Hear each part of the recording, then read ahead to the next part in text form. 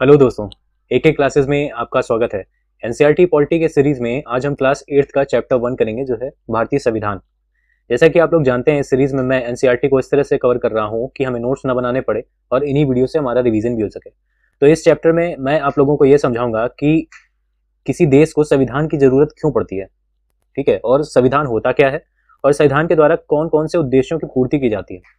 इसके साथ साथ इस चैप्टर में हम लोग थोड़ा भारतीय संविधान के बारे में भी पढ़ेंगे और इसकी कुछ बेसिक विशेषताओं के बारे में पढ़ेंगे। तो आइए स्टार्ट करते हैं चैप्टर नंबर 1। सबसे पहले एक फुटबॉल का एग्जांपल यहाँ पे लिया गया है कि जैसे कि हम लोग जानते हैं कि फुटबॉल, नाम से ही समझ में आता है ये गेम फुटबॉल जो पैरों से खेला जाता है। इसमें एक नियम होता है कि अगर गोलकीपर के अलावा कोई भी खिलाड़ी इसको पैरों के अलावा हाथ से अगर छू लेता है तो वो फाउल माना जाता है, गलत माना जाता है, ठीक है। तो इस तरह से हर एक खेल के एक नियम होते हैं और उनके हिसाब से उसको खेलना पड़ता है, और अगर हम उन खेलों के नियमों को वायलेट करते हैं तो वो गेम उसके लिए अनवैलिड हो जाता है या फिर वो गेम ही बदल जाता है, ठीक है। जैसे कि हम लोग वॉलीबॉल खेलते हैं तो उसमें अलग नियम चलते हैं, क्रिकेट खेलते हैं तो उसके अलग नियम चलते हैं। इसी तरह हमारा जो सोसाइटी होता है, हमारा जो समाज होता है, उसके भी कुछ बेसिक नियम होते हैं, ठीक है। तो जिस तरह से, जैसे मान लो कोई एक समाज है, इंडिया का ही समझ लो, यहाँ पे कोई ट्राइबल ग्रुप रह रहा है, यहाँ पर हिंदू सोसाइटी रहती है, यहाँ पे मुस्लिम रहती है, यहाँ पे और कोई वर्ग के रहते हैं लोग, तो इनके बीच में ये अलग अलग खुद के भी एक समुदाय हैं, ठीक है। ये कह सकते हैं जनजाति समुदाय, ये हिंदू समुदाय है, या मुस्लिम समुदाय है, या ये क्रिश्चियन समुदाय है, या कोई और वर्ग है। इनके कुछ नियम हैं, इनके कुछ परंपराएं हैं, इनके कुछ नियम हैं, इनके कुछ परंपराएं हैं, इनके भी कुछ नियम हैं, इनके कुछ परंपराएं, और जनजाति समाज के भी। तो इनमें से हम उन नियमों को लिखते हैं जो कि इन सब में आम सहमति के साथ तय होते हैं, ठीक है। तो उसमें बेसिकली क्या होगा कि इसका भी एक रिप्रेजेंटेटिव होगा, इसका भी एक रिप्रेजेंटेटिव होगा, यहाँ का भी होगा और यहाँ पर भी होगा। तो ये जरूरी नहीं है कि कोई धर्म का ही हो, वो बहुत सारे क्षेत्रों से, बहुत सारी विभिन्नताओं से आए हुए लोगों के द्वारा अपनी बातें रखी जाती है कि उनको कौन सी चीजें चाहिए, उनको कौन से नियम चाहिए। उसके बाद उनको एक पेपर में, एक कागज में उनको लिख लिया जाता है और उनको फॉलो किया जाता है, ठीक है। तो ये एक ऐसे दस्तावेज होते हैं जिनमें ऐसे नियम लिखे जाते हैं जिनको संविधान कहा जाता है, ठीक है। अभी हम लोगों को एक चीज और डिस्कस करनी है, जैसे कि बोलते हैं राज्य, ठीक है। ये वो राज्य नहीं है जैसे कि उत्तर प्रदेश है, बिहार है, एमपी है। ये राज्य एक ऐसी राजनीतिक संस्था है जिसके 4 भाग होते हैं, ठीक है। इन 4 भागों में एक होता है कि हमारी लैंड बाउंड्री हो, निश्चित लैंड बाउंड्री, संवैधानिक जो सीमा है, भूभाग है वो। यहाँ पर कुछ लोग भी रहते हो, मतलब वहाँ की जनसंख्या भी होनी चाहिए, वहाँ पे गवर्नमेंट भी होनी चाहिए, वहाँ की सरकार भी होनी चाहिए, और ये सभी लोग सॉवरिन होने चाहिए, मतलब संप्रभु होने चाहिए।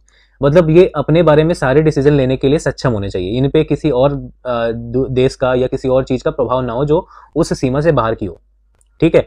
तो ये सबसे पहले आया था 1648 में, ठीक। उसके बाद फिर इसमें संशोधन हुआ और 1933 में कन्वेंशन आया, मॉन्टेविडियो कन्वेंशन। इस मॉन्टेविडियो कन्वेंशन में सबसे पहले ये बताया गया कि सॉवरेनिटी भी जरूरी है जो राज्य का पार्ट होगी। उसके पहले वेस्टफैलिया करके एक ट्रीटी आई थी जिसमें इसके 3 पार्ट बताए गए थे, संवैधानिक सीमा, जनसंख्या और सरकार, ठीक है। और ऐसा कहा जाता है कि जो लोग होते हैं और वहां जहां पर वो निवास करते हैं, ठीक, वो अपनी इच्छाओं को, ठीक है, अपनी इच्छाओं को संविधान में लिखते हैं कि उनको कैसा समाज चाहिए, उनको कैसे नियम चाहिए और किस तरह के उनको नियम कानून चाहिए, ठीक है। तो इसमें यह भी कहा जाता है कि राज्य अपनी इच्छा संविधान में लिखता है और ये जो हमारी सरकार है जिसको हम चुनते हैं, ये उन इच्छाओं की पूर्ति करने का प्रयास करती है, उनको लागू करती है, ठीक है। अब संविधान की जरूरत हमें क्यों पड़ती है?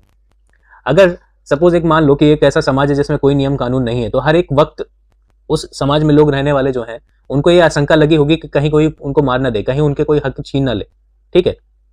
तो एक नियम और एक भरोसा कि वो लोग आजादी से, फ्रीडम से, और ये जो टर्म है कि फ्री होकर रह सकें, अपनी इच्छाओं को पूर्ति कर सकें, अपने जीवन के स्तर को बढ़ाने के लिए जितने भी वो कार्य करना चाहते हैं वो उसको कर सकें, उसके लिए उनको एक संविधान की जरूरत होगी जिसमें कुछ नियम मेंशन होंगे जिनका सम्मान सभी वर्ग, सभी समुदाय के लोग करेंगे जो वहां पर निवास करेंगे, ठीक है। अब भारतीय संविधान जो है कैसे लिखा गया था इसको हम लोग आगे थोड़ा डिस्कस करेंगे। अब ये सबसे पहले क्या होगा कि जो 1934 में क्या हुआ कि जो इंडियन नेशनल कांग्रेस थी, उन्होंने सबसे पहले ये माना कि हमारे देश को, जो हमारा देश होगा, उसको संविधान बनाने के लिए एक संविधान सभा होनी चाहिए, और उस संविधान सभा में हमें ऐसे भारतीय ही केवल हों जो केवल भारत के लिए ही संविधान बनाए, ठीक है। भारतीय ही होने चाहिए क्योंकि कोई और हमारे लिए संविधान बनाए ये हमको मंजूर नहीं है आजादी के बाद। तो उन्होंने ये बोला कि हमारी एक संविधान सभा होनी चाहिए, और इसके लिए उन्होंने पहली नीति जो शामिल की थी वो 1934 में की थी। उसके बाद जब सेकेंड वर्ल्ड वॉर स्टार्ट हो गया तो उसमें इस संविधान सभा की मांग के लिए मांग बहुत तेज हो गई। फिर जब कैबिनेट मिशन आया उसके बाद फिर 9 दिसंबर 1946 में संविधान सभा का गठन होता है। उसके बाद फिर लगभग 3 साल ये लोग काम करते हैं, 2 वर्ष 11 माह 18 दिन, और फिर एक नया संविधान बनता है जो कि अंग्रेजों की जो 150 साल की गुलामी थी उससे बहुत कुछ हमें सीखते हुए और उनके द्वारा जो भी हमारे ऊपर नीतियां अपनाई गई उनको हमारे आने वाली सरकार, हमारे आने वाले राज्य जो स्टेट बनेंगे, जो हमारे गवर्नमेंट बनेंगे, वो हमारे ऊपर इस तरह की अराजकता ना कर पाए, उनका पूरा ध्यान रखते हुए इसको बहुत गंभीरता से विचार करके बनाया गया। ठीक है, ये उसी संविधान सभा का एक दृश्य है। अब क्या जैसे कि माना जाता है कि बहुत सारे जो संविधान मतलब जो देश होते हैं जिनको बोलते हैं लोकतांत्रिक देश, ठीक है, जहाँ की जो सरकार है वो जनता चुनती है, ऐसी उम्मीद की जाती है कि वहां के संविधान होना ही चाहिए, वहां होगा ही होगा। ठीक है, लेकिन ऐसा नहीं है कि ऐसे सभी देश होते हैं जिनके पास संविधान होगा वो लोकतांत्रिक ही होंगे। राजतंत्र में भी संविधान होता है। ठीक है, तो ये फैक्ट याद रखिएगा, इसे स्टेटमेंट में आ सकता है कि ऐसा होता ही है या ऐसा होगा ही, ऐसा जरूरी नहीं है। उम्मीद की जाती है कि सभी लोकतांत्रिक देशों के पास संविधान हो, लेकिन सभी लोकतांत्रिक देश जिनमें मतलब वह सभी लोकतांत्रिक देश संविधान वहां पर होगा ही, ठीक है, ये उम्मीद की जाती है। लेकिन जहां पर संविधान है वो लोकतांत्रिक होंगे, इस पे कोई गारंटी नहीं है कि वो हो भी सकते हैं और नहीं भी हो सकते हैं, क्योंकि राजतंत्र में भी संविधान होता है। ऐसा एग्जाम्पल अभी हम देखेंगे नेपाल के द्वारा। ठीक है, तो अभी संविधान के द्वारा जो उद्देश्यों की पूर्ति की जाती है उसमें सबसे पहला उद्देश्य ये है कि ये ऐसे आदर्शों को सूत्रबद्ध करता है। ठीक है, उनको ऐसे आदर्श जो जनता, जो वहां पे लोग हैं, जो अपनी इच्छा और सपने के अनुसार उन्होंने उनमें नियम कानून रचे हैं, उन आदर्शों को पूरा करने के लिए वो एक दस्तावेज बनाया जाता है। ठीक है, हमारे समाज का जो मूलभूत रूप होगा, जो ढांचा होगा, वो उस संविधान में मेंशन किया जाता है। ठीक है, तो अगर डेफिनेशन देखें तो संविधान ऐसे नियमों का एक ऐसा समूह है जिसको एक देश के सभी लोग अपने देश को चलाने की पद्धति के रूप में अपना सकते हैं। ठीक है, तो ये देश को चलाने की पद्धति को सूत्रबद्ध करता है, नियमों को। उसकी एक बुकलेट, एक दस्तावेज होती है। ठीक है, अब ये जो है कि सरकार किस तरह की होगी, ठीक है, ये एक साझी समझ होती है, इसमें सभी वर्गों की समझ होनी जरूरी है। अगर ये समझ नहीं है तो इस संविधान के लिए खतरा है, उसमें हमेशा कोई ना कोई चेंजेस के लिए आंदोलन होते रहेंगे, उसमें परिवर्तन के प्रयास होते ही रहेंगे। ठीक है, अब देखिए यहाँ पे एक एग्जाम्पल दिया गया है नेपाल का। ठीक, तो नेपाल में क्या हुआ था कि 1990 में लोकतंत्र की मांग हुई थी। पहले वहां पर राजतंत्र हुआ करता था, तो जब लोकतंत्र की मांग होने लगी तो लोकतांत्रिक व्यवस्था 2002 तक वहां पर चली। ठीक है, 12 वर्ष तक। उसके बाद फिर क्या हुआ कि जो अक्टूबर 2002 को जो वहां के जो राजा ज्ञानेंद्र थे, उन्होंने बोला कि माओवादी एक्टिविटी से वहां को खतरा है, लोगों को खतरा है, गांव को खतरा है, तो उन्होंने धीरे धीरे करके सेना की मदद से फिर से अपने सारे काम अपने अंडर ले लिए। ठीक है, अब ये क्या हुआ कि उन्होंने पूरी जो बागडोर है, सारा पूरा शासन प्रशासन अपने नाम कर लिया। तो जब अपने अंडर कर लिया 2005 में, तो जो माओवादी लोग थे और जो अन्य राजनीतिक पार्टियां थी, उन्होंने एक डॉक्यूमेंट पे साइन किया जो 12 सूत्री समझौता था। इस समझौते से लोगों को ये उम्मीद हुई कि अब हमें लोकतंत्र मिल जाएगा। ठीक, तो ये आंदोलन चलता रहा। जब वो 2006 में बहुत ज्यादा जोर शोर पे पहुंच गया तो राजा को फाइनली अपनी हार माननी पड़ी। उसने बहुत सारी रियायतें दी लेकिन लोगों ने उनको माना नहीं, और अप्रैल 2006 में राजा ने जब संसद को दोबारा मतलब बहाल किया और राजनीतिक दलों को सरकार बनाने का मौका दिया, उसके बाद नेपाल से राजतंत्र पूरी तरह से खत्म हो गया। ठीक है, तो वहां पर पहले भी संविधान था। जब पहले संविधान था तो वो राजतंत्र के हिसाब से संविधान था, लेकिन जब वो लोकतंत्र बना तो उसके बाद लोकतांत्रिक नियमों को लागू करने के लिए वहां पर संविधान को दोबारा बनाया गया। ठीक, अब ये भारत के जो उत्तरी भाग में स्थित है नेपाल, वहां की बात ये बता रहे हैं कि नेपाल में पहले से ही संविधान था। अब यहाँ पर आप देख सकते हैं कि राजतंत्र था फिर भी यहाँ पर संविधान था। ठीक है, अब जब फिर दोबारा उसको चेंज किया गया, ठीक, तो वहां पर 2006 के बाद राजा की सत्ता खत्म होने के बाद उसको फिर से बनाने के लिए उनको एक नया संविधान चाहिए, क्योंकि अब लोगों ने डिसाइड किया कि वो लोकतंत्र के रास्ते में जाएंगे।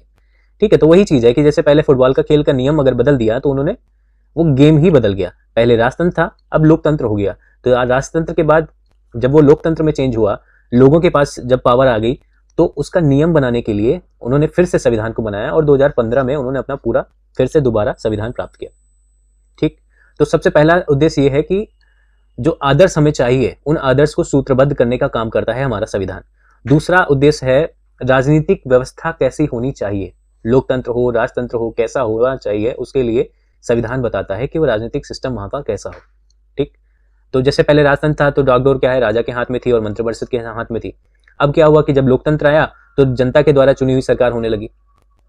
ठीक, तो इस तरह से उसमें चेंजेस आए। तो राजनेताओं द्वारा सत्ता के इस दुरुपयोग को लोगों के साथ भारी, अब देखो जैसे मान लो कि लोकतंत्र में क्या होता है, लोकतंत्र में लोग अपने प्रतिनिधि को चुनते हैं और वही जाके आगे सरकार बनाते हैं। तो ऐसा संभव है कि हमने जिसको चुना है वो उस सत्ता का दुरुपयोग कर सकता है, तो उस दुरुपयोग को रोकने के लिए उस संविधान को उस तरह से बनाना चाहिए। ठीक है, तो उन चीजों को कैसे उनको रोका जाए, कैसे उन पर कंट्रोल, नियंत्रण और संतुलन बनाया जाए, उसके लिए हमें संविधान की जरूरत पड़ती है। अब यहाँ पर देखो एक एग्जाम्पल बताया गया है कि जैसे ये है, ये मॉनिटर है, इसने क्या किया कि एक लड़के को जानबूझकर अपना कुछ उसकी जो बुरी मंशा रही है उसकी वजह से अपने टीचर से उसने इसकी शिकायत कर दी कि ये शैतानी कर रहा था जब आप क्लास में नहीं थी। लेकिन मैडम ने क्या किया, मैडम ने बिना कुछ जाने इस बच्चे को चिल्लाया, ठीक है, और इसने ये कहता रह गया कि मैडम मैंने कुछ नहीं कहा। तो इस तरह से दुरुपयोग हो सकता है, जिसको आप चुन के भेजते हो ऊपर वही आपको दोषी ठहरा दे, ठीक है, आपको कुछ सुविधाओं से, जो सरकारी सुविधाएं उनसे वंचित कर दे। ठीक, तो इस तरह से आपको आपके अधिकारों से वंचित किया जा सकता है, इसकी वजह से संविधान की जरूरत पड़ती है। ठीक है, तो क्या होता है कि संविधान में ऐसे नियम बनाए जाते हैं जिनमें राजनेताओं के हाथों में सत्ता का दुरुपयोग को रोका जा सके। ठीक है, इसीलिए भारत के संविधान में क्या है कि देश के सभी व्यक्तियों को समानता का अधिकार देता है। ठीक है, वो चाहे किसी भी धर्म के हो, नस्ल के हो, जाति, लिंग या जन्म स्थान में कहीं भी उन्होंने जन्म लिया हो, उन सब में कोई भी भेदभाव नहीं किया जाएगा। ठीक है, और इसका एक जीता जागता एग्जाम्पल क्या होता है कि हमें वोट का अधिकार जो होता है, राइट टू वोट। कोई भी इंसान किसी भी धर्म का हो, किसी भी जाति का हो, किसी भी नस्ल का हो, कोई भी लिंग हो उसका, ठीक है, और कहीं भी बर्थ हो, उसका जो वोट का वैल्यू है वो हमेशा सेम होता है। ये एक समानता का ही समानता को डिनोट कर रहा है। ठीक है, कि हमारे देश में समानता का अधिकार है। दूसरा, हर एक जो यहाँ के नागरिक हैं उनको जो नागरिकता दी गई है वो एक सिंगल नागरिकता है, चाहे वो किसी राज्य के हों, चाहे किसी भी विशेष डिस्ट्रिक्ट के हों। ठीक है, तो वो सारे सेम सिटीजनशिप को उपयोग में लाते हैं। ठीक है, जैसे यूएस में क्या है कि राज्य की अलग होती है और राज्य की अलग नागरिकता होती है और कंट्री की अलग। ठीक है, इंडिया में सेम है। ठीक है, उसमें कोई राज्य का अलग का और देश का अलग है, ऐसा कुछ नहीं है, वो पूरे देश का एक ही नागरिकता है। ठीक, और इसको हमारे मौलिक अधिकारों में शामिल कर दिया गया। ठीक, मौलिक अधिकार वो अधिकार हैं जिनको संविधान में ऐसा जोड़ा गया है कि ये वो अधिकार हैं जो नागरिक को अपने जीवन को उच्चतम लेवल पे लेके जाने के लिए उसको जो कार्य करने पड़ते हैं, ठीक है, जो कार्य उसको करने चाहिए, वो हर चीज पे उसको जो राइट दिए गए हैं, जिनको सरकार उनसे छीन ना सके, जिनको राज्य उनसे छीन ना सके। ठीक है, राज्य को उन व्यक्तियों को दिए गए उन अधिकारों को मतलब उनको वंचित करने से रोका गया है। ठीक है, और इसके लिए जो हमारे गाइडेंस, मतलब उनको लिए जो एक गार्जियन का पद दिया गया है वो हमारे सुप्रीम कोर्ट को दिया गया है, हमारे न्यायपालिका को दिया गया है, ताकि अगर राज्य उनको वंचित करने का प्रयास करता है तो लोग न्यायपालिका के पास जा सकते हैं। ठीक है, तो लोकतंत्र में संविधान का एक महत्वपूर्ण काम यह होता है कि वो ताकतवर समूह जो है, ठीक है, वो ताकतवर समूह कोई अगर है तो वो दूसरे कम ताकतवर लोगों को परेशान ना कर सके, उनको भी शांति से भावनाओं से रहने का पूरा हक दे सके और एक समानता को, यूनिटी को बनाकर रख सके। ठीक है, इसीलिए अभी जैसे देखेंगे तो हमारे कॉन्स्टिट्यूशन में एक प्रावधान है जिसमें हम 25 से लेके 28, ठीक है, ये भी फंडामेंटल राइट है, अनुच्छेद 25 से लेके 28, ये अल्पसंख्यक के लिए जो धार्मिक स्वतंत्रता का नियम है, धार्मिक स्वतंत्रता के अधिकार दिए गए हैं। उसके बाद 29, 30 में उनको अपनी भाषा को, अपनी संस्कृति को, अपने कल्चर को प्रिवेंट करने के लिए, सुरक्षित करने के लिए उनको अधिकार दिए गए हैं। ठीक, अब यहाँ पर देखते हैं कि एक ये फोटो के माध्यम से बताया गया है कि इस स्कूल में क्या होता है कि लड़के ज्यादा होते हैं संख्या में और लड़कियां कम होती हैं, तो लड़कियों को वॉलीबॉल खेलना है लेकिन लड़कों को क्रिकेट खेलना है। ठीक है, लेकिन शिक्षक क्या कर रहा है, शिक्षक हाथ उठा के ये डिसाइड कर रहा है कि कौन, मतलब क्या खेल होगा वहां पे। ठीक है, तो क्या अब लड़कियों की संख्या कम है तो वो हर बार इनकी ही मर्जी का काम होगा, इनकी मर्जी सुनी नहीं जाएगी। तो इस तरह से होता है। कई बार क्या होता है कि बहुत सारे लोग जिनकी संख्या ज्यादा है तो इनको बोलेंगे बहुसंख्यक, और जिनकी संख्या कम है ये हमारे अल्पसंख्यक है। तो कई बार ऐसा होगा कि इन लोगों की मर्जी मानी जाएगी और इनकी मर्जी नहीं मानी जाएगी। अगर ऐसा होता है तो इनके मन में असंतोष की भावना होगी और ये कंटिन्यूसली अगर ऐसा हुआ तो ये एक दिन विवाद का कारण बनेंगे और वो संविधान को चेंज करना पड़ेगा, आंदोलन को झेलना पड़ेगा। इसकी वजह से संविधान में ऐसा प्रावधान होना चाहिए जो इनको इनके लेवल पे लेके आए, मतलब दोनों में, अल्पसंख्यक और बहुसंख्यक में समानता का भाव लेके आए, किसी को भी किसी के ऊपर हावी होने का कोई अधिकार ना दे। ठीक है, तो बहुमत की जो निरंकुशता है उसको खत्म करने के लिए हर समाज में ऐसे नियम बनाने जरूरी होते हैं। ठीक है, तो अल्पसंख्यकों पर बहुसंख्यकों की इस निरंकुशता या दबदबे का प्रतिबंध लगाने का जो काम होता है वो प्रतिबंध कौन लगाएगा, हमारा संविधान लगाएगा। तो ऐसा अंतर सामुदायिक भी होता है, इंटर कम्युनिटी वाला भी होता है। ठीक है, इंटर कम्युनिटी और इंट्रा कम्युनिटी को देखेंगे तो इंटर कम्युनिटी में जैसे हम लोग देख लिया कि यहाँ पे हिंदू हैं और ये मुस्लिम है, तो मुस्लिम अगर इंडिया में जैसे अल्पसंख्यक हैं तो हिंदू के द्वारा ऐसा कोई भी नियम कानून नहीं बनाया जाना चाहिए जो मुसलमानों के हक को, मुसलमानों की जो इच्छाएं हैं, उनकी जो नियम है, उनकी सहमति है, उनको तोड़े, उनको उन पे हावी हो। ठीक है, इनका दबदबा इनके ऊपर प्रभावित अगर होता है तो वो संविधान का उल्लंघन है। ठीक है, सेम चीज अगर हिंदू के ही अंदर देखें आप, तो हिंदू में बहुत सारे सेक्ट हैं अलग अलग। ठीक है, शक्ति है, विष्णु है, और विष्णु सेक्ट है, और हमारे जो शिवा है उनका सेक्ट है। उसके अलावा और बहुत सारे फॉलोअर्स हैं, लिंगायत हैं, बुद्ध तो वो अलग ही रिलीजन हो गया। तो इसमें भी क्या होता है कि अब जैसे ब्राह्मण क्षत्रिय जाति प्रथा है, उसमें भी क्या होता है कि जो उच्च वर्ग है, सवर्ण है, वो निचले क्रम के जो लोग हैं, निचली जाति के जो लोग हैं, उनपे अपना दबदबा दिखाते हैं। ठीक है, तो उनको भी रोकने के लिए अस्पृश्यता जैसा कानून लाया गया। ठीक है, और अस्पृश्यता को फंडामेंटल राइट, मौलिक अधिकार में आर्टिकल 17 के अंतर्गत लाया गया। तो ये सिर्फ और सिर्फ यही है कि हमें समानता को लागू करना है, चाहे वो किसी भी धर्म का हो, चाहे भी किसी लिंग का हो, चाहे वो किसी भी नस्ल का हो, किसी भी जाति का हो, और कहीं भी जन्मा हो, हम उसके साथ कोई भी किसी भी तरह का भेदभाव नहीं करेंगे। ये जो है, इस निरंकुशता को खत्म करने के लिए जो दायित्व दिया गया है वो संविधान को दिया गया। ठीक है, अब संविधान क्यों होना चाहिए, इसका तीसरा कारण बताया गया। ठीक है, अब तीसरा कारण में क्या होता है, कई बार ऐसे तीखे विचार हमारे दिमाग में आते हैं जो हमारे तो हित में है, लेकिन उनकी वजह से बाकी लोगों को नुकसान हो सकता है। जैसे यहाँ पर क्या है, एक लेडी है, इसका पेपर है, ठीक है, और इसको टीवी देखनी है, कल इसका एग्जाम है, तो ये इसके पेरेंट्स जो हैं वो टीवी देख रहे हैं, इसका फेवरेट सीरियल आ रहा है, तो इसके दिमाग में ये आ रहा है कि मेरा पेपर है और लोग टीवी देख रहे हैं, मेरा भी मन करेगा। इसका एक रास्ता ये हो सकता है कि आज कोई भी ना देखे और मैं भी ना देखूं, तो मेरा भी मन नहीं करेगा। तो अगर ये इस तरह से सेंस में ले कि ये कोई ऐसा काम करने ना दे, ठीक है, ताकि इसको तो नहीं करना है लेकिन ये दूसरे लोगों को भी करने से रोक दे, तो ये काम जो है वो लोगों को ठेस पहुंचा सकता है, लोगों की इच्छाओं को दबा सकता है और अपनी ही इच्छा को पूरी कर रहा है। ठीक है, इससे इसको तो बेनिफिट हो रहा है, लेकिन इन लोगों की इच्छाओं का दमन हो रहा है। तो इस तरह से भी संविधान में ऐसे फैसले लेने से भी रोकता है वो, ताकि व्यापक हितों को पूरा किया जा सके। ठीक है, अब क्या होता है कि देश में उन बड़े सिद्धांतों को जो ठेस ना पहुंचे, इसलिए ये देश जिनमें देश में आस्था रखता है, जैसे मान लो कि देश आस्था रखता है कि हमें लोकतांत्रिक ही रहना है, ठीक है, लेकिन कुछ लोग अगर ये मानने लगे, लोकतंत्र को मानने वाले जब अधिकांश लोग गंभीरता से महसूस करने लगेंगे कि मान लो कि भाई सारी ये पॉलिटिकल पार्टीज हैं जो विकृत हो चुकी हैं, ठीक है, विकृत होने का मतलब यह है कि उसमें कोई भी ऑनेस्ट नहीं है, सब करप्ट है, सारे लोग ऐसे ही हैं, तो क्या करेंगे कि वो सोचेंगे कि हमें एक तानाशाह की जरूरत है, तानाशाह को शासन दे दें कुछ दिन, ठीक है, फौजी शासन को दे दें, तो ये पूरा दुरुस्त हो जाएगा। लेकिन ऐसा होगा या नहीं होगा उसकी कोई गारंटी नहीं है, लेकिन अगर लंबे तौर पे तानाशाही रही तो हो सकता है कि वो पूरा संविधान ही बदल दे, वो सारे संविधान जो सिद्धांत जो हम लोगों ने जिनको लेके उन संविधान को बनाया, जिनको लेके हमने वो राजनीतिक व्यवस्था बनाई, उस सब को तहस नहस कर देगा। ठीक है, तो ये हमें जरूरी है कि संविधान ये सुनिश्चित करता है किसी एक इंसान की इच्छा व्यापक हितों को न प्रभावित करे। इस फैसले को, ऐसे फैसले को रोकने के लिए भी हमें संविधान में प्रावधान किए गए हैं, उनमें मेंशन किया जाता है। ठीक है, अब भारतीय संविधान के जो है मुख्य जो लक्षण है उनके बारे में देख लेते हैं।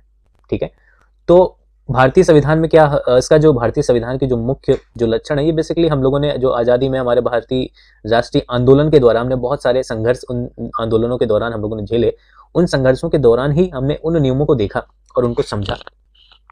ठीक है, तो औपनिवेशिक जो राज्य था उसमें लंबे अत्याचारी जो शासन था अंग्रेजों का हमारे ऊपर, तो भारतीयों ने इतने सामने ये स्पष्ट हो गया था कि हमें ऐसे लोकतांत्रिक देश की जरूरत है जिसमें जो हमारा राज्य है वो अपनी प्रजा के साथ इस तरह का व्यवहार ना करे जो अंग्रेज लोग हमारे साथ कर रहे हैं।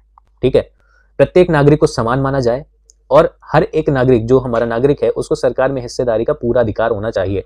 ठीक है, तो ये भारत में लोकतांत्रिक सरकार के गठन को कैसे किया जाएगा, ये उनके दिमाग में ये सब चीजें थी। हमें करना तो है लोकतांत्रिक, और क्या चीजें सुनिश्चित करनी है कि प्रत्येक नागरिक को समान माना जाएगा और हर एक नागरिक जो है सरकार में हिस्सा रख सकता है, भागीदारी कर सकता है। इसमें लगभग 300 लोगों ने योगदान दिया था और 1946 में जब संविधान सभा गठित हुई थी, ठीक है, तो उसमें लगभग 300 लोग थे। ठीक, तो लगभग 3 साल तक उनकी बैठक होती रही। एग्जैक्टली अगर देखें तो 2 साल 11 माह 18 दिन, ठीक है, ये टाइम था पूरा। ठीक, तो संविधान सभा के इन सदस्यों ने के सामने एक बहुत बड़ी जिम्मेदारी थी। क्या हुआ, जब देश हमारा आजाद हुआ उस समय सबसे बड़ी इनके सामने एक समस्या थी कि हमारे देश में इतनी विभिन्नता है, बहुत सारे लोग ऐसे हैं जिनकी भाषा भी एक नहीं है, धर्म भी एक नहीं है, संस्कृति और कल्चर भी बहुत अलग अलग है। ठीक, अब संविधान इतना जब लिखा जा रहा था तो उसमें देश में बहुत सारी चीजें हो रही थी। हमारे पास इतना पैसा नहीं था कि हम लोगों को 2 खाना दे पाए, सामाजिक आर्थिक स्थिति बहुत खराब थी। ठीक है। और पाकिस्तानों का जो बंटवारा था पाकिस्तान का, वो भी पूरा निश्चित हो चुका था। कुछ रियासतें थी जो पाकिस्तान जाना चाहती थी, कुछ यहाँ शामिल होना चाहती थी, और कुछ जी थी वो दुविधा में थी को किधर जाएं। उस समय भी हमको ये दायित्व मिला था, इन संविधान सभा के जो निर्माता थे उनको ये दायित्व दिया गया था कि वो ऐसा दस्तावेज बनाएं जिससे हम राष्ट्रीय एकता को बनाए रखते हुए विविधता को, राष्ट्रीय एकता तो सबसे इंपॉर्टेंट है, नहीं तो फिर ये देश उसी तरह बिखर जाएगा जैसे पहले इतनी रियासतें थी, ठीक है। तो उसको हमें बनाए रखना है और साथ ही साथ जो हमारी विविधता है उसको भी हमें संजोना है। अगर हम विविधता नहीं दिखाएंगे, विविधता को संभाल के नहीं रखेंगे, तो हमारे देश का जो अनोखा गहना है वो भी खत्म हो जाएगा, ठीक है। तो उसमें उन्होंने जो दस्तावेज तैयार किया उसमें सामाजिक आर्थिक सुधारों के जरिए गरीबी का जो उन्मूलन है वो करना था। जनप्रतिनिधियों के चयन में जनता की महत्वपूर्ण जो भागीदारी होनी चाहिए उस पर भी जोर दिया गया, ठीक है। तो जब ये भारतीय राष्ट्रीय आंदोलन चल रहा था तो उसमें लोगों को, जो आंदोलन के नेतृत्व करता थे, उन्होंने ये जान लिया था कि हमारी जनता को ये एहसास है कि किसको लीडर चुनना है, ठीक है।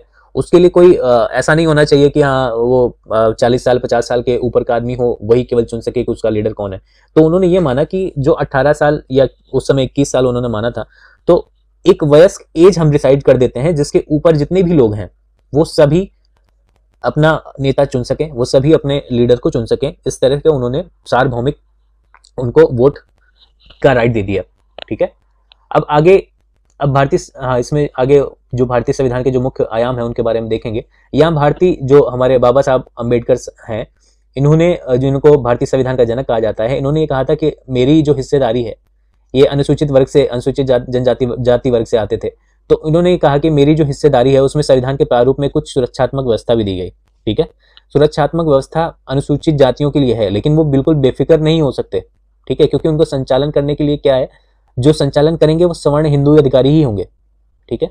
इसलिए उन्होंने ये बोला था कि जितने भी जो अनुसूचित जाति के लोग हैं वो भी लोकसभाओं में बढ़कर भाग लें, ताकि वो उन अधिकारों को जो मैंने संविधान में लिखा है उनको सही तरीके से लागू कर पाए, ठीक है।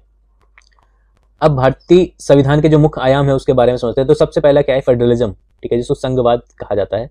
इसका मतलब है कि देश में एक से ज्यादा स्तर पर सरकार होना, ठीक है, जैसे केंद्र सरकार, राज्य सरकार और हमारा जो लोकल, ठीक है। तो केंद्र सरकार जो पूरे देश के लिए, राज्य सरकार जिसकी एक राज्य सीमा है, और एक लोकल हमारा जो लोकल गांव स्तर या नगरीय स्तर पे हमारी नगर पंचायत और पंचायत व्यवस्था होती है गांव में, ठीक है। तो इस तरह से 3 स्तर पे हमारे, अब जब भी ये लोकल है ये भी सरकार के नियम, जो राज्य के नियम के अंतर्गत ही रहती है, इसके नियम जो है राज्य सरकार तय करती है, ठीक। तो इस तरह से तीनों लेवल पे स्तर दिए गए थे, सरकार के स्तर दिए गए थे, और तीनों जो है अपने अधिकार संविधान से ही लेते हैं, ठीक है। तो राज्य स्तर के जो कुछ नियम है, जो पंचायत के जो नियम है वो राज्य तय करता है, और राज्य अपना पूरा जो नियम कानून है, कैसे पैसे इकट्ठे करने हैं, कैसे सरकार चलानी है, प्रशासन चलाना है राज्य का, वो पूरा हमें संविधान से मिलता है, और केंद्र को भी हमें संविधान से मिलता है। ऐसा नहीं है कि केंद्र का केवल प्रतिनिधि है राज्य, ठीक है, प्रतिनिधि नहीं है, वो केंद्र की कुछ नीतियों को लागू करता है, बट साथ ही साथ वो संविधान से भी अपनी शक्तियां लेता है, ठीक है। तो इस तरह से संघवाद किया गया। भारत में इतने सारे समुदाय हैं, उनकी मतलब समुदायों की उपस्थिति का सीधा मतलब ये था कि शासन में एक ऐसी व्यवस्था नहीं कर सकते कि हम केवल केंद्र में जो दिल्ली में बैठे कुछ लोग हैं वही पूरे देश का फैसला ले लें। इस वजह से उन्होंने ये कहा कि प्रांत में भी सरकार की व्यवस्था की जाए, ठीक है, ताकि वो प्रांतीय जो विविधता है, प्रांतीय जो संस्कृति है उसको बनाए रखा जा सके, ठीक है। तो भारत के जो कुछ राज्य हैं उनको भी कुछ मुद्दे दिए गए जिन पे वो स्वायत्त अपना फैसला ले सकते हैं, ठीक। तो कार्य की, जैसे मान लो कि किन कार्यों पे राज्य फैसला लेगा, किन कार्यों में केंद्र फैसला लेगा, उसके लिए कुछ जो सूचियां थी वो बनाई गई, ठीक है। इसका अनुच्छेद शायद 246 है। तो इसमें सूचियां दी गई, सूचियां में जैसे केंद्र लिस्ट है, ठीक है, राज्य की लिस्ट है, उसके बाद जो समवर्ती सूची है, तो समवर्ती सूची में क्या है कि दोनों केंद्र और राज्य दोनों नियम बना सकते हैं। अगर केंद्र का नियम पहले से है तो वो लागू होगा। राज्य सूची में क्या है कि जो राज्य में नियम में जो नियम मेंशन है उन क्षेत्रों में केवल राज्य बना सकता है नियम, यहाँ पर जो नियम है, यहाँ पर जो क्षेत्र है मेंशन है वहां पर केंद्र केवल बना सकते थे। तो इस तरह से क्षेत्रों को बांट दिया गया ताकि उनके बीच में कोई विविधता या विवाद उत्पन्न ना हो, ठीक है। और अगर विवाद उत्पन्न होता है तो उसके लिए सुप्रीम कोर्ट है, ठीक है। तो यह संविधान यह भी तय करता है कि प्रत्येक स्तर की सरकार जो है अपने कार्यों के लिए पैसा कहां से इकट्ठा करेगी। तो संविधान में मेंशन कर दिया कि जो केंद्र सरकार है वो पैसा कैसे इकट्ठा करेगी, ठीक है, राज्य सरकार कैसे पैसा इकट्ठा करेगी, और लोकल जो हमारे लोकल स्तर है, पंचायत है, नगर पंचायत है, उनको पैसे का प्रावधान कहां से मिलेगा वो संविधान तय करता है, ठीक है। अब ये यहाँ पर क्या है कि A.K. अय्यर साहब थे, ये संविधान सभा के सदस्य थे। इन्होंने ये कहा था कि सार्वभौमिक जो वयस्क मताधिकार है, ठीक है, जो मैंने बोला था कि वहाँ लोगों को पहले से ही समझ में आ गया था कि राष्ट्रीय आंदोलन के दौरान कि वो अपना लीडर चुनने में समर्थ है। ठीक है, तो इन्होंने ये बोला था कि जो सार्वभौमिक वयस्क मताधिकार दिया गया है ये आम आदमी और लोकतांत्रिक शासन की सफलता में गहरी आस्था का द्योतक है। ठीक है, तो गहरी आस्था इसलिए है कि उन लोगों को एक विश्वास था कि लोग जो है, आम आदमी जो है अपना नेता चुन सकता है, लोकतांत्रिक शासन को तय करने के लिए उसके पास क्षमता है कि वो अपने कुशल लीडर को चुन सके। वयस्क मताधिकार के जरिए लोकतांत्रिक सरकार की स्थापना ज्ञानोदय लेके आएगी। ठीक है, अब जैसे मान लो कि आप कोई अपना लीडर चुनते हो तो क्या होगा कि आप उसके बारे में कुछ वो रखते हो, समाज कुछ दिमाग में ऐसा रहता है कि जिसको आप लीडर चुन रहे हो वो कितना सक्षम है, कितना पढ़ा लिखा है, कितने इसके अंदर स्किल्स हैं, लीडर क्वालिटीज हैं कि नहीं, वो तुम्हारे लिए कुछ करेगा या नहीं करेगा। ठीक है, तुम्हारे हेल्थ के लिए कुछ करेगा या नहीं करेगा, तुम्हारी नौकरी के लिए कुछ करेगा कि नहीं करेगा, तुम्हारे जो और भी शिक्षा के लिए है उसको करेगा कि नहीं करेगा। तो उसके बारे में, बेहतर जीवन स्थिति के बारे में वो कैसा काम करेगा ये आदमी सोच समझ करके उसके बाद किसी को चुनेगा। ठीक है, अब संसदीय शासन पद्धति ये दूसरी विशेषता है जो भारतीय संविधान है। ठीक है, तो इसमें क्या है कि भारत का जो संविधान है अपने सभी वयस्कों को वोट डालने का अधिकार देता है, और संविधान सभा के सदस्य जब संविधान की रचना कर रहे थे तो उनको ये देखिए यहाँ पे वोट डालने सब लोग गए हुए हैं, ये बूथ है। ठीक, तो उन्हें लगा कि स्वतंत्रता संघर्ष ने भारतीय जनता को वयस्क मताधिकार का प्रयोग करने के लिए योग्य बना दिया है। ठीक है, तो उनको विश्वास था कि न केवल लोकतांत्रिक सोच व तौर तरीके को प्रोत्साहन मिलेगा। अब देखो यहाँ पे क्या है, इससे क्या होगा कि जब हमने सार्वभौमिक जो वयस्क अधिक मताधिकार दे दिया तो उससे क्या होगा कि लोगों के अंदर एक लोकतांत्रिक सोच पैदा होगी कि हम अपना लीडर चुन सकते हैं, हमको भी अधिकार है, और उसमें क्या होगा, जो भेदभाव वाली भावना है वो भी खत्म होगी।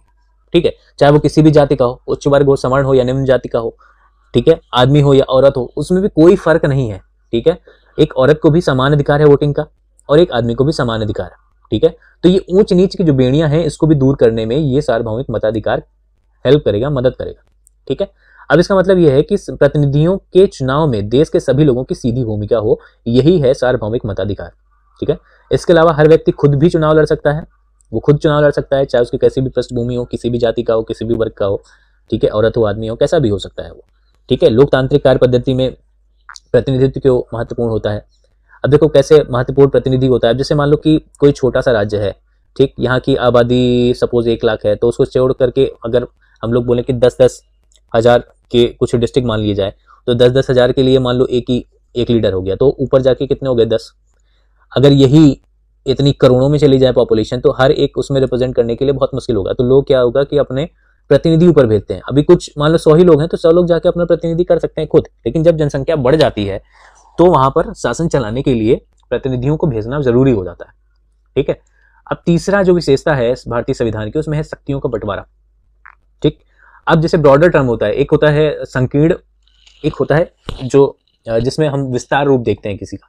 तो जब हम सरकार का विस्तार देखते हैं तो सरकार के सभी अंगों में अगर हम देखेंगे विस्तार पूर्ण, अगर जो विस्तृत उसका अध्ययन करेंगे तो सरकार का जो विस्तृत विस्तार है उसमें विधायिका भी आती है जहां पर नियम बनाए जाते हैं, कार्यपालिका होती है, जो नियम हमने बनाए विधायिका में उनको लागू करने के लिए हमारी कार्यपालिका होती है। कार्यपालिका को भी 2 भागों में बांटा जाता है, स्थायी और अस्थायी। स्थायी वो जिसकी तैयारी हम लोग कर रहे हैं, सिविल सर्वेंट जो लोग हैं, और अस्थायी वो जो हमारे नेता लोग हैं जो 5 साल के लिए चुन के आते हैं और मंत्री पद संभालते हैं। ठीक है, न्यायपालिका ये तीसरा, ये 3 अंग हैं सरकार के, लेकिन जब सरकार को संकीर्ण रूप में लिया जाता है तो उसको बोला जाता है कार्यपालिका। ठीक है, जो उसको लागू कराती है। एक ये सरकार का संकीर्ण रूप कार्यपालिका ही है। तो विधायिका मैंने बताया कि वहां पे निर्वाचित प्रतिनिधि जाते हैं, कार्यपालिका जो कानून को लागू कराते हैं, शासन चलाने का काम करते हैं। ठीक है, सरकार की किसी भी शाखा, अब जैसे मान लो कि कोई शाखा दुरुपयोग कर रही है, कार्यपालिका कोई कानून को सही तरीके से लागू नहीं कर पा रही, तो अगर उन्होंने किसी का फंडामेंटल राइट वायलेट किया, मौलिक अधिकार वायलेट किया, तो लोग सीधे न्यायपालिका चले जाएंगे और न्यायपालिका उस जो नियम इन्होंने बनाया है जो लोगों का मौलिक अधिकार को उल्लंघन कर रहा है, तो न्यायपालिका उसको नल एंड वाइड कर देगी। ठीक है, या कोई ऐसा कानून बनाया है विधायिका ने जो लोगों के अधिकारों का उल्लंघन कर रहा है, तो न्यायपालिका उसको बोलेगी कि ये कानून अभी वैलिड नहीं है क्योंकि ये उल्लंघन कर रहा है और आप फिर से उसको बनाएं, तो ये फिर से उसको बनाएंगे। ठीक है, और फिर अगर वो उनके नियम कानून के हिसाब से चलेगा तब वो वैलिड होगा, अदरवाइज फिर से उसको जो न्यायिक समीक्षा की जा सकती है और फिर से उसको नल एंड वाइड किया जा सकता है। सेम चीज कार्यपालिका के द्वारा भी है, अगर न्याय जो नियम बने उनको सही तरीके से लागू भी नहीं किया तब भी न्यायपालिका उसमें हस्तक्षेप कर सकती है। ठीक है, कार्यपालिका पर नियंत्रण रखती है विधायिका। ठीक है, विधायिका में जो अन्य विधायक हैं वो कार्यपालिका जो मंत्रिमंडल विधायिका जो है वो कार्यपालिका का नियंत्रण रखती है। ठीक है, तो कार्यपालिका जो मंत्री हैं उनसे सवाल पूछे जा सकते हैं कि आप हेल्थ मिनिस्टर हैं, तो आपने बताइए कि आपने देश की जो सुविधा है, मतलब देश की जो हेल्थ सुविधाएं हैं उसमें आपने कितना काम किया है, ठीक है। कोविड में आपने कितना नियंत्रण कर लिया है, कोविड की कितनी डोजेस, कितने जो वैक्सीन है लोगों को सप्लाई हो चुकी है। इस तरह के क्वेश्चन उनसे पूछे जा सकते हैं और इस तरह से विधायिका नियंत्रण रखती है कार्यपालिका पर, ठीक है। अब इस तरह से तीनों जो अंग हैं एक दूसरे पर नियंत्रण रखते हैं और उनके बीच में सत्ता का संतुलन बना के रखते हैं, ताकि कोई भी पड़रा, कोई भी उसका जो जैसे तराजू नहीं होता है, तो यहाँ पे कोई भी ऊपर नीचे ना हो जाए, किसी को किसी के ऊपर हावी होने का कोई अधिकार नहीं है, सब एक दूसरे को संतुलित करते हैं, ठीक है। तो इस तरह से एक दूसरे को बैलेंस करते हैं।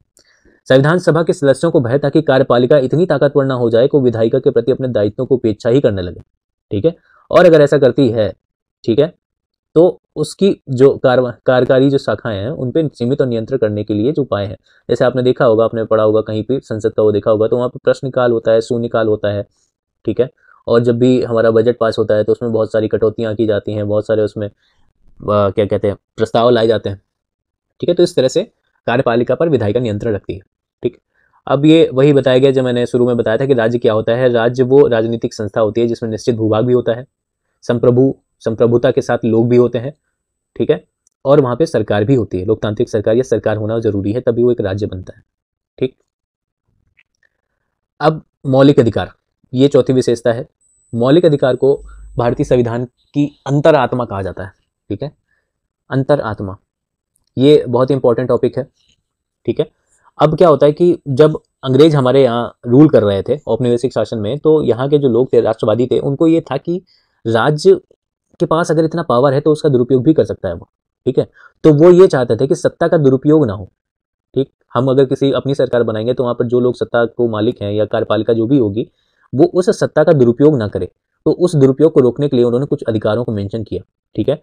इसके जो अधिकार उन्होंने मेंशन किए उनको मौलिक अधिकार देश के सभी नागरिकों को उस सत्ता के मनमानेपन से और उसके निरंकुश इस्तेमाल से, ठीक है, लागू करना भी शामिल है उसमें, ठीक है। तो उसके इस्तेमाल से बचाने के लिए उन्होंने मौलिक अधिकार को शामिल किया। तो संविधान क्या करता है, राज्य और अन्य व्यक्तियों के समक्ष व्यक्तियों के अधिकारों की रक्षा करता है, ठीक है। एक तो राज्य के समक्ष करता है, दूसरा अन्य व्यक्तियों के समक्ष भी करता है। जैसे मान लो कोई एक आदमी है, ठीक है, इसको इसका अधिकार वंचित हुआ है बाय गवर्नमेंट, सरकार से या राज्य से, ठीक है, इसको आरक्षण नहीं मिला जबकि ये योग्य था, तो ये न्यायपालिका जा सकता है। सपोज ये एक इंसान है, ये निचली जाति का है, तो ये इससे भेदभाव कर रहा है, ठीक है, इसकी प्राइवेट कंपनी है, उस पर इसको भर्ती नहीं करता ताकि ये निचली जाति का है, ठीक है, या फिर ये एक गवर्नमेंट अधिकारी है, ठीक, तो ये इसके साथ भेदभाव करता है, ठीक है, तो ये इसके खिलाफ भी भेदभाव किया जा सकता है। सपोज मान लो कि ये कोई रेस्टोरेंट चलाता है, ठीक है सार्वजनिक, वो सभी लोग वहां पे आते जाते हैं, लेकिन इसको अगर ये पता चल गया कि ये निचली जाति का है और इसने इसको इस सार्वजनिक प्लेस में जाने से रोका, ठीक है, तो ये इसके समानता के अधिकार को चैलेंज कर रहा है, उसका उल्लंघन कर रहा है, तो इसके लिए भी वो कानून के पास जा सकता है, ठीक। तो इस तरह से ये व्यक्तियों के समक्ष हो गया और ये राज्य के समक्ष हो गया, ठीक। तो विभिन्न अल्पसंख्यक समुदाय भी ये चाहते थे कि संविधान में ऐसे प्रावधानों को शामिल किया जाए जो उनके समूह की रक्षा कर सके, ठीक है, क्योंकि अल्पसंख्यक समूह जो होते हैं उनका कुछ स्पेशल उनकी जो परंपराएं होती हैं, उनके जो नियम कानून होते हैं, उनका जो मान्यताएं होती हैं, उनको भी बनाए रखना, उनकी अधिकारों की रक्षा करना, उसको भी संविधान में शामिल करना जरूरी। तो अंबेडकर जी ने क्या किया कि मौलिक अधिकारों को बोला उन्होंने कि इसका एक दोहरा उद्देश्य है। एक तो यह है कि हर एक नागरिक ऐसी स्थिति में हो कि वो अपने अधिकार की दावेदारी कर सके। दावेदारी कैसे करेगा, इसके लिए आर्टिकल 32 है, ठीक है, ठीक, आर्टिकल 32 अनुच्छेद 32 के तहत वो दावेदारी भी कर सकता है। दूसरा, ये अधिकार हर उस सत्ता और संस्था के लिए बाध्यकारी होंगे, ठीक है, जो कानून बना सकता है। अब कानून जो बनाने वाली संस्थाएं हैं उनके लिए बाध्यकारी है कि इनको लागू करें, और अगर नहीं करते हैं तो फिर न्यायपालिका उस पर एक्शन ले सकती है, उस कानून को रद्द कर सकती है, ठीक। इसके अलावा मौलिक अधिकारों के साथ एक खंड नीति, मतलब एक जो क्या कहते हैं नीति निर्देशक तत्वों को शामिल किया गया, ठीक।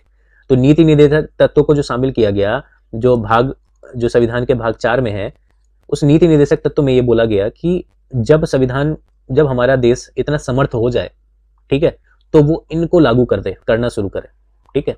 तो आपने देखा होगा कि कई बार जब कोई नई चीज मेंशन की जाती है, नई चीज लागू की जाती है, तो उसमें सबसे पहले नीति निर्देशक तत्वों में संशोधन किया जाता है और फिर उसको फंडामेंटल राइट में जोड़ दिया जाता है, ठीक है। तो अब जैसे यूनिफॉर्म सिविल कोड है, यूनिफॉर्म सिविल कोड जो है आर्टिकल 44, ये अभी तो पार्ट इसका है नीति निर्देशक तत्वों का, लेकिन अभी इंडिया में इसको लागू कर पाना या इसमें लोगों की सहमति बन पाना संभव नहीं है, उसमें कुछ ना कुछ परेशानियां हैं, इसलिए वो अभी चल रहा है विवादों में, ठीक है। लेकिन जब सरकार समर्थ हो जाए, देश समर्थ हो जाए और उसको जरूरत पड़े कि इनको लागू किया जाए, तो वो इनको लागू कर सकता है। तो ये नीति निर्देशक तत्व हैं जो सरकार के मूलभूत सिद्धांत हैं, उनको लागू करते हुए, उनके देखते हुए कुछ नीतियां बनानी चाहिए, ठीक है। ये उनके मार्गदर्शक का काम करते हैं, ठीक है। वो मार्ग दिखाते हैं कि हमको किस तरह से चीजों को आगे लेके बढ़ना है, सामाजिक और आर्थिक सुधार में कैसे परिवर्तन लेके आना है, उसके लिए एक नीतियां हैं, एक गाइड है, एक निर्देश है, जिनको फॉलो किए जाना है, ठीक है। अब देखिए फंडामेंटल राइट में इसको कैसे बांटा गया है। तो समानता का अधिकार है, स्वतंत्रता का अधिकार है, शोषण के विरुद्ध अधिकार है, धार्मिक स्वतंत्रता का अधिकार है, सांस्कृतिक और शैक्षणिक अधिकार है और संवैधानिक उपचार का अधिकार है, ठीक। तो आर्टिकल अनुच्छेद 14 से लेकर 18 तक, ठीक है, समानता का अधिकार माना जाता है, ठीक है। जैसे कि हमारे माना क्या जाता है, जैसा कि हमारे भारतीय संविधान में मेंशन है समानता का अधिकार, ठीक है। तो इसमें यह है कि कानून की नजर में सभी लोग समान हैं, चाहे वो किसी भी धर्म के हो, किसी भी जाति के हो, किसी भी लिंग के हो, कहीं भी जन्मे हो, ठीक है। उनके साथ कोई भेदभाव नहीं करेगा। और जो सार्वजनिक प्लेसेस हैं, खेल का मैदान है, होटल दुकान है, सार्वजनिक प्लेस है, वहां पे सभी को बराबर पहुंच का अधिकार होगा। रोजगार के मामले में राज्य कोई भेदभाव नहीं करेगा इस स्तर पे। और अस्पृश्यता, छुआछूत, ठीक है, ये 17 आर्टिकल 17 में आता है, का भी उन्मूलन कर दिया गया। उसके बाद जो टाइटल्स हैं उनको भी हटा दिया गया था आर्टिकल 18 में, ठीक है। स्वतंत्रता के अधिकारों में, स्वतंत्रता में जैसे मान लो कि हमें अभिव्यक्ति की स्वतंत्रता है, भाषण की स्वतंत्रता है, सभा या संगठन बनाने की स्वतंत्रता है, देश में किसी भी क्षेत्र में आने जाने की स्वतंत्रता है, रहने की, बसने की व्यवस्था, वहाँ पे व्यवसाय करने की, या पेशा या कारोबार कुछ भी करने की स्वतंत्रता। अब ऐसा भी नहीं है कि हाँ हम कह रहे हैं कि हम बम बनाने का कारखाना कर लेंगे, ठीक है। तो इसमें भी अपवाद है, ऐसा आप ये नहीं कर सकते कि कुछ भी करेंगे, ठीक। स्वतंत्रता है बेसिकली, लेकिन आप ऐसा नहीं कर सकते कि जो गैर कानूनी हो, उसके लिए भी अपवाद हैं, ठीक है। शोषण के विरुद्ध अधिकार, अब जैसे मानव व्यापार हो रहा है, ह्यूमन ट्रैफिकिंग होती है, जबरदस्त बॉन्डेड लेबर होता है, या 14 साल से कम उम्र के बच्चों को मजदूरी पे रखना है, तो ये अपराध है। ये भी आर्टिकल 23 और 24 में मेंशन है, इसको शोषण के विरुद्ध अधिकार कहा गया। धार्मिक स्वतंत्रता का अधिकार, अब जैसे सभी नागरिकों को पूरी स्वतंत्रता दी गई है कि वो किसी भी अपनी इच्छा का कोई भी धर्म अपना सकते हैं, उनका प्रचार प्रसार कर सकते हैं, ठीक है।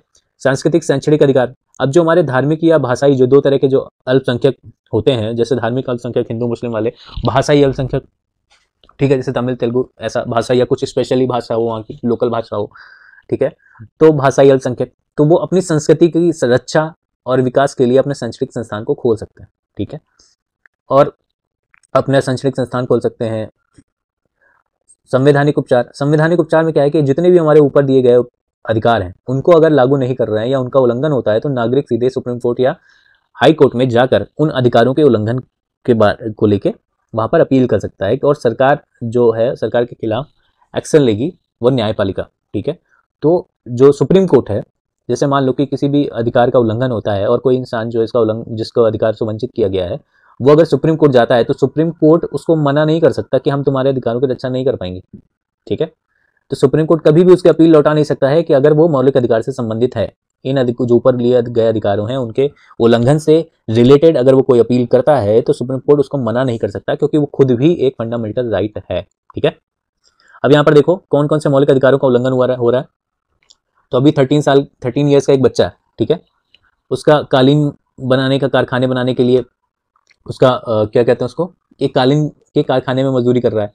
तो जब कालीन बनाने के कारखाने में मजदूरी कर रहा है, तो सबसे पहले उसका देखो 13 साल का है, तो 14 साल से नीचे वाले को मजदूरी में नहीं रख सकते। तो ये क्या हो रहा है, ये हमारा ये वाला है, शोषण के विरुद्ध अधिकार का उल्लंघन किया जा रहा है, ठीक है। यदि राज्य का कोई नेता दूसरे राज्य के लोगों के राज्य के काम करने से रोकता है, काम करने का रोकेगा तो कौन सा अधिकार हो गया, ये फ्रीडम वाला है जिसमें पैसा सामने आता है, ठीक है, स्वतंत्रता का अधिकार।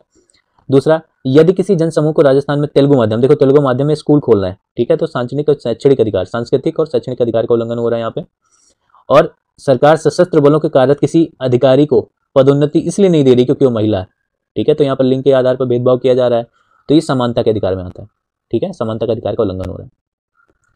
पांचवी विशेषता है धर्मनिरपेक्षता, ठीक है। तो धर्मनिरपेक्ष राज्य बेसिकली वो राज्य होता है जो किसी भी धर्म को राजकीय धर्म का दर्जा नहीं देता, ठीक है। जैसे मान लो कि बहुत सारे ऐसे देश हैं जिनकी हिस्ट्री ऐसी रही है कि उनका एक राजकीय धर्म बन गया, ठीक है, जैसे पाकिस्तान हो गया, ठीक है, वो मुस्लिम धर्म है, मुस्लिम वहाँ का राजकीय धर्म है, उसके हिसाब से वो बना, ठीक। लेकिन इंडिया का कोई भी राजनीतिक धर्म, कोई भी राजकीय धर्म नहीं है। इसका मतलब ये है कि भारत है वो हर एक धर्म का बराबर से सम्मान करता है, हर एक धर्म को वो संरक्षित करता है, उसके नियम कानून जो भी है उनको संरक्षित करने का पूरा फ्रीडम देता है, धार्मिक स्वतंत्रता का पूरा अधिकार देता है। लेकिन उसमें अपवाद भी हैं। अगर उसमें कुछ ऐसी एक्टिविटी या कुछ ऐसी चीजें की जाती हैं जो धार्मिक व्याप में, ठीक है, किसी के हेल्थ में या लोक सेवा की, मतलब लोगों के बीच में कुछ ऐसा कारण बनती हैं या किसी के स्वास्थ्य के प्रति हानिकारक हैं, तो उन पे अपवाद भी लगाए जा सकते हैं, उनको रोका भी जा सकता है कि वो ये एक्टिविटी ना करें, या फिर उनके धार्मिक टेक्स्ट में अगर ऐसा नहीं मेंशन है कि ये एक्टिविटी नहीं करनी या करनी है, तो उसके बिहाफ में भी उनको रोका जा सकता है। ठीक है, तो कभी कभी देश का इतिहास ये तय कर देता है कि देश का संविधान कैसा होना चाहिए। तो बहुत सारे अभी हमारे जो देश के जो आदर्श हैं, ठीक, वो हमारे इतिहास से भी लिए गए हैं। ठीक है, जैसे नेपाल में हमने देखा कि चेंज कैसा होता है, चेंज होने से हमारा संविधान भी बदल जाता है। तो भारतीय संविधान के जिन आयामों को हमने जिक्र किया वो कई बार काफ़ी जटिल दिखाई देते हैं। ठीक है, तो इसको हमें बहुत डीप में समझना है, इस पर डायरेक्टली अंडरस्टैंडिंग बेस पे हमारे क्वेश्चन यूपीएससी में आते हैं। ठीक, अब मौलिक कर्तव्य को भी शामिल किया गया है। कितने हैं वो? इस समय 11 हैं। जब संविधान बना था तब क्या था? ठीक है, जब संविधान बना था तो मौलिक कर्तव्य था ही नहीं, वो बाद में जोड़ा गया था। उसके बाद उसमें एक और ऐड किया गया। ठीक है, तो अभी इसमें 24 जनवरी 1950 को जब हमारी संविधान की लास्ट, मतलब संविधान सभा की आखिरी बैठक थी, तो उसमें साइन किए गए थे। तो यहाँ पर लोग हैं जो साइन कर रहे हैं। अब इसमें ये मैच द फॉलोइंग में पीसीएस में पूछा जा सकता है कि कौन कौन से मंत्री कौन कौन से पद पे थे, अभी कौन कौन सा नेम है। तो ये श्री जयराम दौलत राम जो थे, ये खाद्य एवं कृषि मंत्री थे। राजकुमारी अमृत कौर हेल्थ मिनिस्टर थी। जॉन मथई जो थे वो वित्त मंत्री थे। वल्लभ भाई पटेल, आप लोगों को पता ही होगा, उप प्रधानमंत्री थे। और श्री जगजीवन राम जो बिहार से थे वो श्रम मंत्री थे। ठीक, तो ये आप लोग याद रखिएगा। ठीक, तो इस तरह से ये चैप्टर समाप्त होता है। यदि आपने लास्ट लेक्चर नहीं देखा है तो लिंक डिस्क्रिप्शन में है, उसको अवश्य देख लिए, क्योंकि क्लास 6 और क्लास 7 की पॉलिटी कंप्लीट हो चुकी है। ठीक है, और यदि आप चैनल में पहली बार हैं तो प्लीज़ इसे लाइक करें, शेयर करें और सब्सक्राइब करें। और सब्सक्राइब करने के साथ नोटिफिकेशन बेल को प्रेस कर दें ताकि मेरे अपलोड्स आपको तुरंत प्राप्त हो सकें। ठीक है, तो इस तरह से चैप्टर समाप्त होता है। धन्यवाद।